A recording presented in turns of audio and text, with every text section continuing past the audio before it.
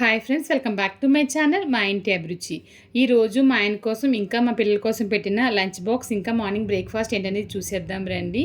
Curries అయితే ములక్కడ కోడిగుడ్డు వంకాయ కర్రీ చేశాను. తర్వాత నేను టమాటో పచ్చడి కొంచెం ఉందన్నమాట టిఫిన్లోకి.